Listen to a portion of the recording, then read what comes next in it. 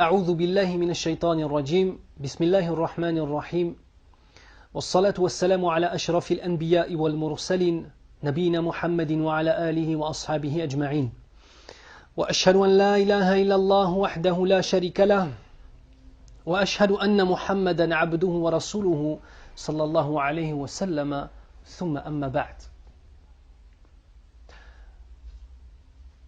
Une question se pose. Pourquoi changer de vie? Pourquoi passer d'un mode de vie précis à un autre? Pourquoi arrêter de faire un certain nombre d'actions qu'on nous déclare comme étant illicites, comme étant contraires à la volonté d'Allah Azza wa Jal, de ce qu'il aime? Pourquoi changer pour aller vers un autre mode de vie? La réponse est très simple. Lorsque l'on parle à quelqu'un et qu'on lui explique, bihamdillahi Azza wa Jal, grâce à Allah Azza wa Jal, les trésors de l'islam, nous ne sommes pas en train de lui dire délaisse une chose bien pour aller vers une chose mieux. Non. On est en train de lui dire délaisse les ténèbres pour aller vers la lumière. Délaisse ce qui est mauvais pour aller vers ce qui est bien. Car comment une vie pourrait être bonne si l'adoration d'Allah Azza wa Jal n'a pas sa place? Allah Azza wa Jal nous dit dans le Coran al-Karim, Bismillahir Rahmanir Rahim, je n'ai créé les djinns et les hommes que pour qu'ils m'adorent. Cela signifie que tu as été créé pour l'adoration, que ton front a été créé pour toucher le sol, que ton dos a été fait pour se courber lors du ruku', que ta langue a été faite pour réciter le Coran, que tes oreilles t'ont été données, offertes pour entendre le Coran al-Karim. Ça, c'est la base pour laquelle tu as été créé, Yahri. Si tu délaisses la base, et si tu délaisses la chose pour laquelle tu as été créé, comment veux-tu atteindre le bonheur? Et on le voit, subhanallah. Combien de stars de la télé, combien de stars du cinéma, combien de stars de la chanson finissent alcooliques, drogués ou suicidés? Ou bien même tout à la fois. Combien d'entre eux divorcent, ont des familles complètement disloquées? Combien d'entre eux ne vivent que pour l'argent et sont rongés de l'intérieur par cela? Combien? Est-ce cela le mode de vie qu'Allah Azza wa Jal veut pour nous? Le prophète sallallahu alayhi wa sallam nous donne un cadeau immense. يقول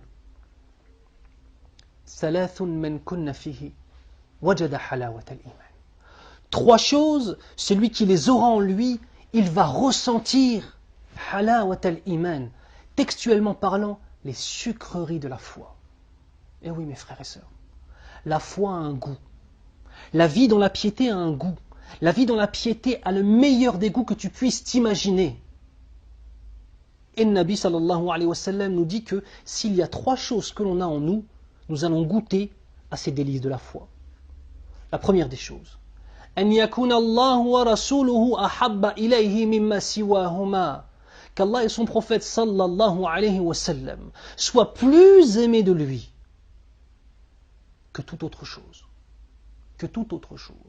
Première des choses, l'amour d'Allah Azza wa Jal et de son prophète sallallahu alayhi wa sallam comme étant la référence dans ta vie. Qui aimes-tu le plus? Allah. Puis qui? Puis le prophète sallallahu alayhi wa sallam. Plus que ton entourage, plus que ta femme, plus que tes enfants, plus que tes parents, plus que cette vie d'ici-bas bien évidemment, et allons plus loin, plus que toi-même. Et c'est là le véritable sens de l'amour d'Allah Azza wa Jal. Celui qui trouvera cela en lui aura le premier élément pour goûter aux saveurs de la foi, aux délices de la foi. Deuxième des éléments. Que tu aimes une personne, tu ne l'as aimé que pour Allah Azza wa Jal. Le premier élément, c'était d'aimer Allah Azza wa Jal et son prophète sallallahu alayhi wa sallam. Le deuxième élément, c'est d'aimer pour Allah et son prophète sallallahu alayhi wa sallam. Mais imagine la vie que tu vas mener. Tu n'aimes qu'Allah dans ta vie. Tu n'aimes qu'Allah et son prophète sallallahu alayhi wa sallam avant toute autre chose. Et de cet amour pour Allah, naît l'amour pour les autres. Et c'est ça la définition de l'amour fi sabilillah. Ton amour pour les gens est basé sur l'amour que tu as d'Allah Azza wa Jal. Enfin, troisième des dimensions, وَأَنْ يَكْرَهَ الرَّجُلُ أَنْ يَعُودَ فِي الْكُفْرِ بَعْدَ أَنْ أَنْقَذَهُ اللَّهُ مِنْهُ كَمَا يَكْرَهُ أَنْ يُلْقَى فِي النَّارِ. Et que la personne qu'Allah Azza wa Jal a sortie de la mécréance déteste autant retourner à la mécréance que d'être jeté au feu. ici, c'est l'amour de ce qu'aime Allah et détester ce qu'Allah déteste. Tu veux goûter aux douceurs de la foi, aux sucreries de la foi, tu dois trouver 3 choses en toi. L'amour d'Allah, le fait d'aimer pour Allah, et le fait d'aimer ce qu'aime Allah et de détester ce que déteste Allah subhanahu wa ta'ala.